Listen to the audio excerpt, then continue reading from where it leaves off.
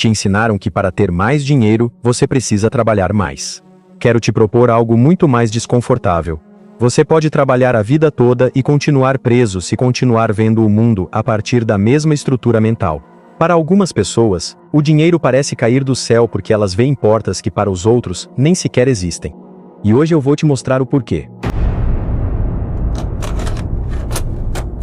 Você já conheceu alguma dessas pessoas para quem tudo parece abrir uma porta? Eles perdem uma oportunidade e semanas depois aparece outra ainda melhor. Eles precisam de dinheiro e surge um cliente inesperado, uma proposta, um reembolso, uma conexão, uma ideia que eles não tinham percebido. Enquanto isso, outras pessoas sentem exatamente o contrário.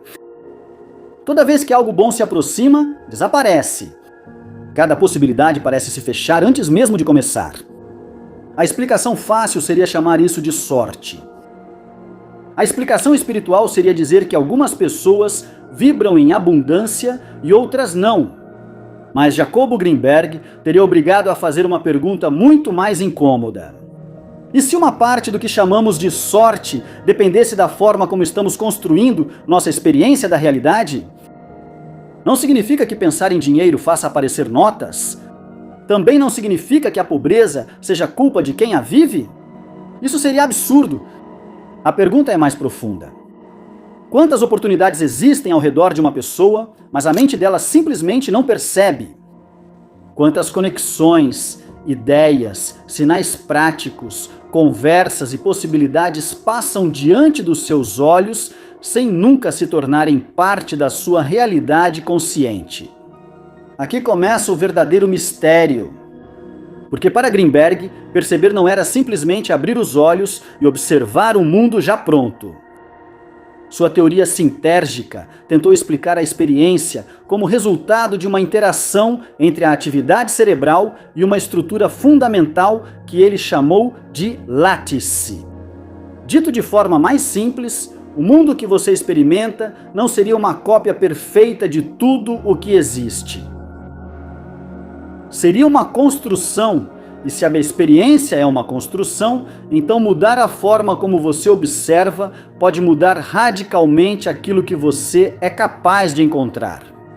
No entanto, faça algo comigo antes de continuar.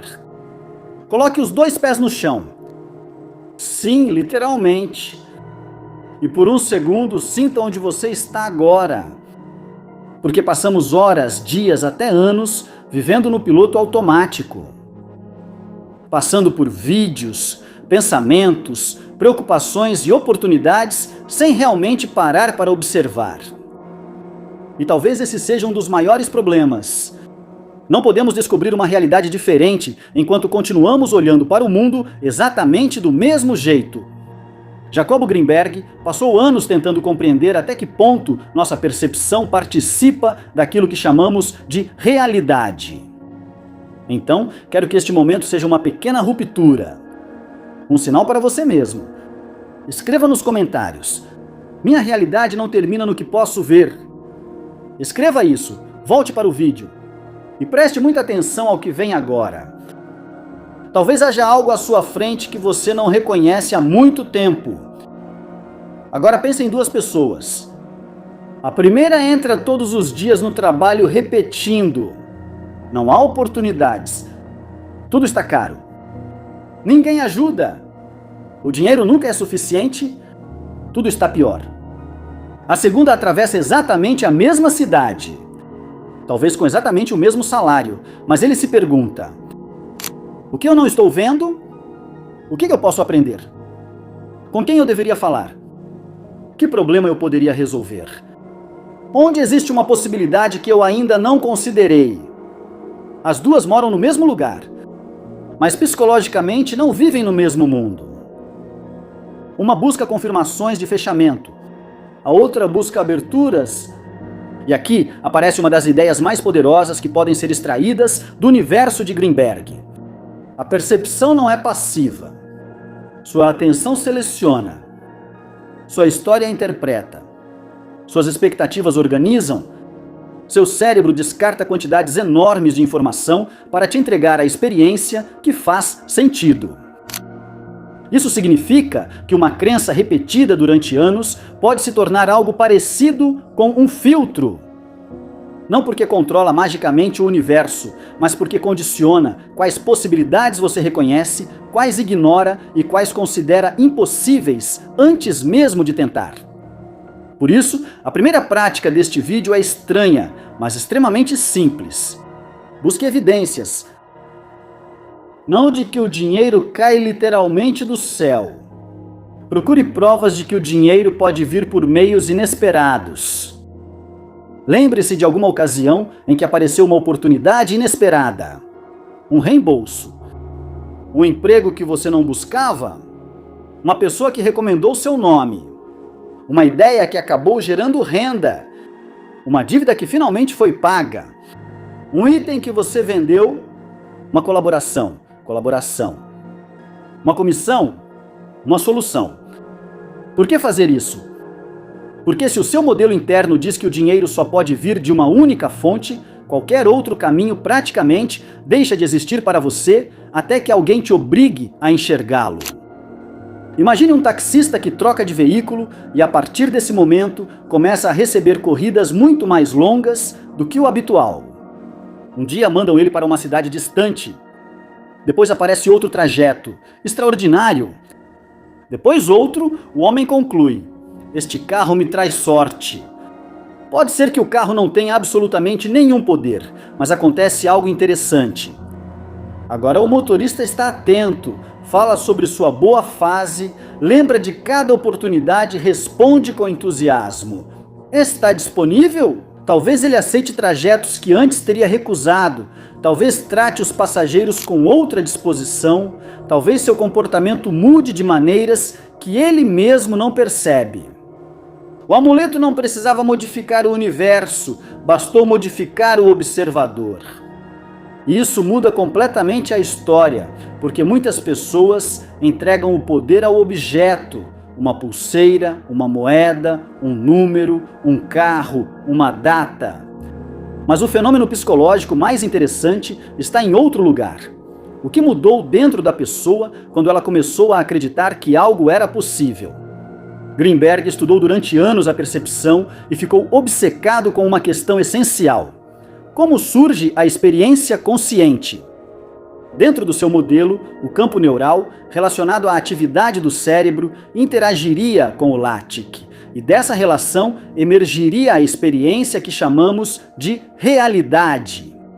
A teoria continua sendo uma proposta controversa e não deve ser confundida com uma proposta científica estabelecida. Mas como um marco filosófico, deixa uma pergunta devastadora. Se nunca experimentamos a realidade bruta, mas sim uma realidade organizada pelos nossos processos perceptivos, quantas prisões econômicas começam como uma conclusão repetida dentro da percepção? Eu não sei vender. Eu não tenho contatos. Ninguém pagaria por isso. Já é tarde demais. Na minha família ninguém tem dinheiro. Só existe uma forma de ganhar a vida. Há pessoas que pronunciam essas frases como se fossem descrições neutras do mundo, mas muitas vezes são fronteiras. E uma fronteira mental pode se tornar invisível justamente porque é repetida demais. Este é o primeiro ponto de virada importante. A mentalidade de abundância não consiste em fingir que você é rico. Consiste em parar de confundir a sua interpretação atual com a totalidade do que é possível. Agora vem o segundo passo. Pare de pensar no dinheiro apenas como notas. Aqui é preciso ter cuidado. Dizer que o dinheiro é energia soa poderoso, mas se não for explicado, acaba se tornando uma frase vazia. Em termos práticos, o dinheiro também é informação, troca, confiança, valor, coordenação e possibilidade. Ele surge quando alguém vê valor em algo. Ele se move quando existe troca. Ele aparece em torno de problemas que alguém pode resolver. Ele se multiplica por meio de sistemas, relacionamentos, conhecimento e decisões. Por isso, ficar obcecado apenas com quero dinheiro pode estreitar a percepção. A pergunta mais fértil é: onde posso gerar valor? E essa pergunta muda completamente a posição do observador.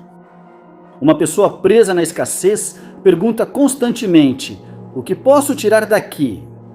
Uma pessoa orientada para a criação pergunta: o que posso acrescentar aqui que antes não existia? Informação, uma solução, uma habilidade, uma conexão, um serviço, uma ideia, uma melhoria. Muito importante. Clareza, confiança. O dinheiro geralmente aparece depois, não antes, porque representa o reconhecimento de algum tipo de valor trocado. Pense em um rio. Enquanto a água circula, o sistema permanece vivo. Quando a água fica completamente parada, ela muda. A metáfora não significa que você deva gastar sem controle. Significa que a abundância não é acumulação cega. É a capacidade de participar de trocas cada vez mais inteligentes. Aprender, criar, oferecer, receber, reinvestir, compartilhar, criar novamente. Esse movimento transforma a percepção, porque você deixa de se colocar apenas diante da pergunta: quem vai me salvar? E te obriga a perguntar: o que posso construir com o que tenho agora? E aqui convém corrigir outra ideia perigosa. Dar não significa esvaziar sua conta para demonstrar fé. O valor de dar não está em transformar a generosidade em uma aposta secreta. Entrego 100 para que a vida me devolva 1000. Isso ainda é escassez disfarçada. Dar de verdade pode significar recomendar alguém sem esperar comissão. Compartilhar conhecimento. Ajudar a resolver um problema. Pagar de forma justa. Dedicar 1 hora para criar algo útil.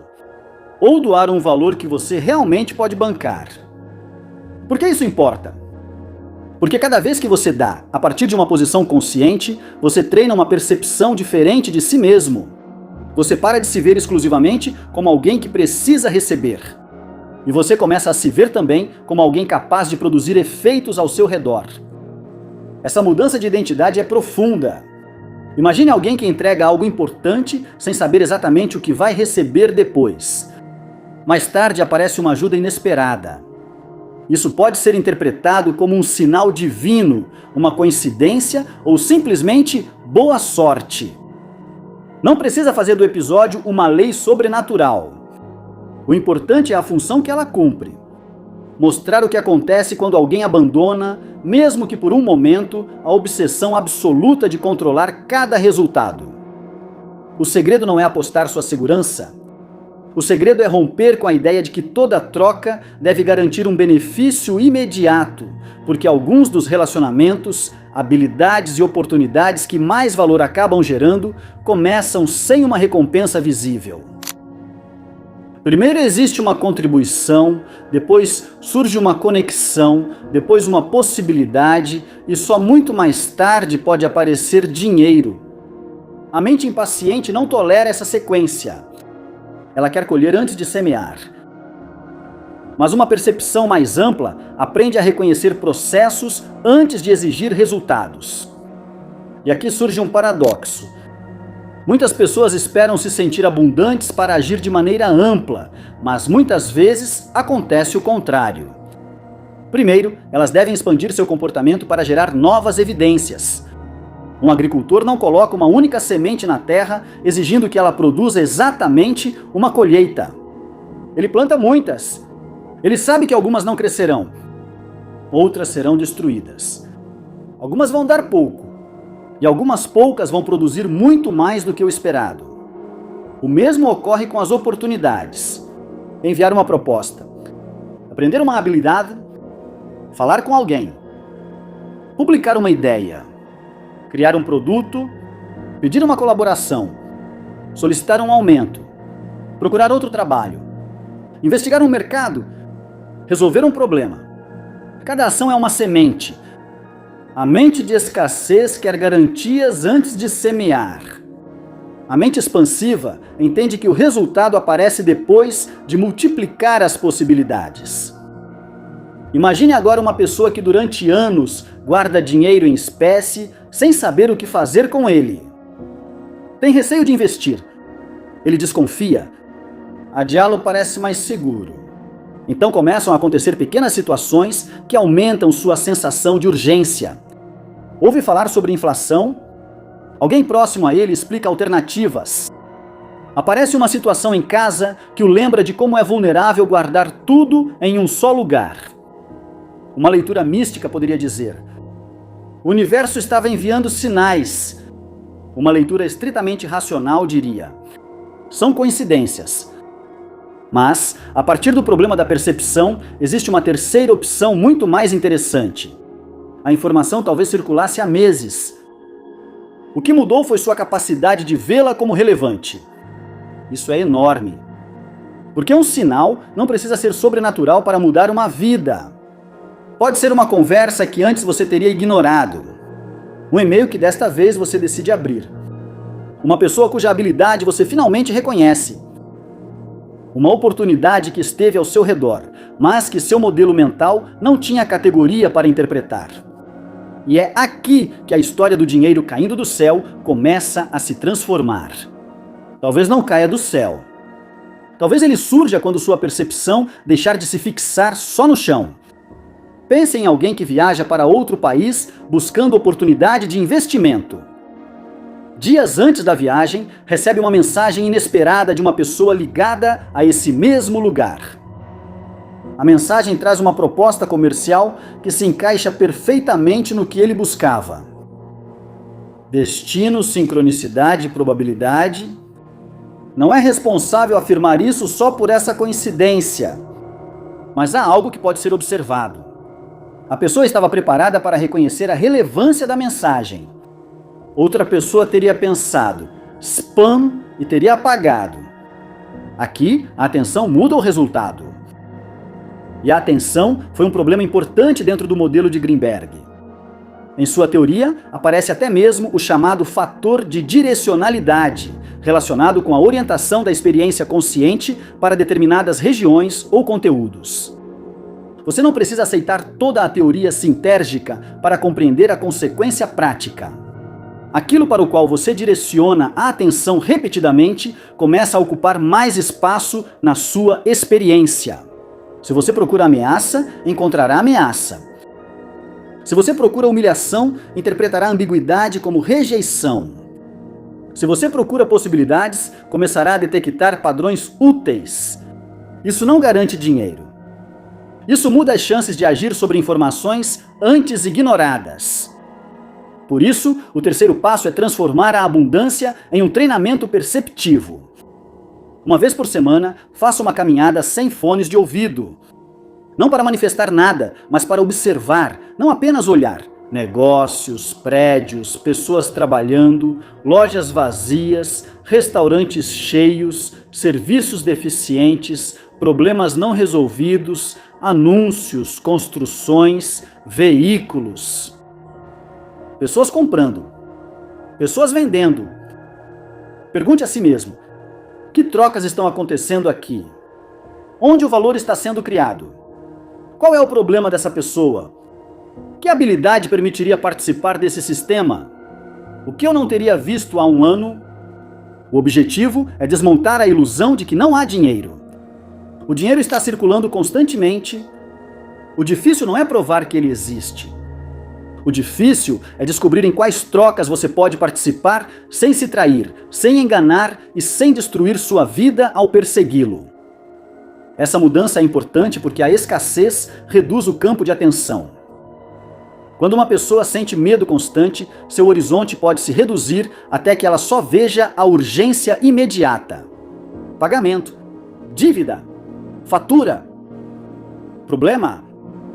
E embora essas obrigações sejam reais, viver permanentemente dentro desse túnel pode impedir que surja uma pergunta estratégica. O que posso fazer nos próximos 6 meses para mudar essa estrutura? O dinheiro, então, deixa de ser apenas uma emergência e começa a se tornar um problema de percepção, aprendizado e planejamento. Agora vem uma prática ainda mais poderosa. Escreva 3 colunas. Na primeira, as únicas formas pelas quais acredito que posso ganhar dinheiro. Seja brutalmente específico. Meu salário, meu negócio atual, meu parceiro, meus clientes atuais, uma pensão, uma plataforma, o que for. Na segunda coluna, escreva fontes de valor que existem ao meu redor. Habilidades: experiência, contatos, conhecimento, idiomas, ferramentas, audiência, tempo, propriedades, objetos, capacidade de ensinar, capacidade de consertar, capacidade de vender, capacidade de organizar. Na terceira, possibilidades que nunca experimentei. É aí que começa o experimento. Não precisa acreditar que todas funcionarão. Pare de confundir o que é conhecido com o que é possível. Isso é importante porque uma das implicações mais provocativas do trabalho de Greenberg é que a realidade percebida depende exatamente da estrutura do observador. Novamente, isso não prova que você pode pensar em uma Ferrari e materializá-la. A interpretação responsável é muito mais interessante. Se o observador muda a experiência que ele pode construir com as informações disponíveis. Agora podemos voltar ao problema da gratidão. A ideia comum diz que a gratidão atrai abundância. A partir dessa reconstrução, é melhor expressar isso de outra maneira. A gratidão muda o que conta como evidência. Uma pessoa pode receber 10 coisas boas e uma ruim. Se sua atenção está treinada apenas para detectar ameaças, você vai terminar o dia convencido de que tudo deu errado. A gratidão obriga a registrar aquilo que normalmente é descartado. Recursos, ajuda, progresso, pessoas, ideias, oportunidades. Tempo, aprendizados, não transforma magicamente a vida em abundância, mas impede que a mente apague da experiência tudo o que realmente está funcionando. Por isso, esta noite faça algo concreto. Não escreva, sou milionário se você não for. Não tente enganar sua mente. Escreva 5 evidências reais de recursos que existem na sua vida. Depois, escreva uma oportunidade que apareceu de maneira inesperada no passado. E termine com uma pergunta. Que possibilidade eu não estou conseguindo enxergar porque estou acostumado demais com a minha própria realidade? Essa pergunta vale mais do que 100 afirmações vazias. Porque abre uma brecha. E às vezes, uma brecha é tudo o que uma percepção rígida precisa para começar a se reorganizar. O roteiro original usava até mesmo a observação de ruas, prédios, veículos e fontes como uma prática para treinar a sensação de abundância. Aqui essa mesma ação muda de significado, deixa de ser uma prova de que o universo vai prover e se torna um exercício deliberado de observação. Greenberg passou boa parte do seu trabalho explorando os limites da experiência humana, desde a neurofisiologia e a percepção até a meditação e o xamanismo. Não porque todas as afirmações extraordinárias que ele investigou tenham sido comprovadas, mas porque ele se recusou a assumir que o modelo cotidiano da realidade era necessariamente completo. Essa atitude é exatamente a que pode ser aplicada ao dinheiro. Não acreditar em qualquer coisa, não esperar milagres, não negar as dificuldades reais, mas deixar de afirmar que você já conhece todos os limites da sua vida. Talvez a verdadeira escassez comece antes mesmo da falta de dinheiro. Começa quando a percepção declara que não existe nenhum caminho. E talvez a abundância comece muito antes do dinheiro chegar. Começa quando você volta a perceber caminhos. Por isso, durante os próximos 7 dias, faça este experimento. Todas as manhãs pergunte-se: que oportunidade eu posso estar ignorando? Durante o dia, registre uma possibilidade concreta. Não importa se for pequena. Uma ideia, uma conversa, um recurso, uma habilidade, um contato, uma necessidade do mercado. À noite, escreva: o que você fez com ela?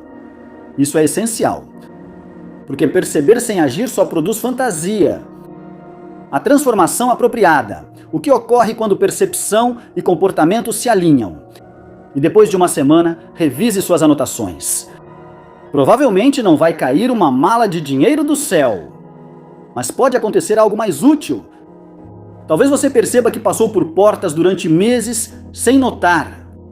E então a frase, o dinheiro pode vir de lugares inesperados, deixará de ser uma crença espiritual. Vai se tornar uma hipótese que você pode testar. Essa é a verdadeira mudança. Não pedir a realidade que obedeça a cada pensamento, mas sim transformar o observador para que seja capaz de se deparar com uma realidade mais ampla. Porque se algo ficou em aberto na obra de Jacobo Greenberg, foi esta pergunta: quanto do que chamamos de mundo realmente pertence ao mundo? E quanto pertence à forma como estamos aprendendo a percebê-lo? Talvez a próxima oportunidade não precise aparecer. Talvez ela já esteja lá. E o verdadeiro trabalho seja se tornar alguém capaz de enxergá-la. Se este vídeo mudou, mesmo que só um pouco, a forma como você entende a relação entre percepção e dinheiro, escreva nos comentários uma única palavra: observador.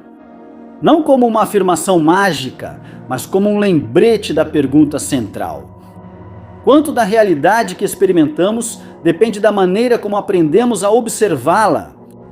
E se você quiser continuar explorando essas ideias, inscreva-se, porque a próxima pergunta é ainda mais inquietante.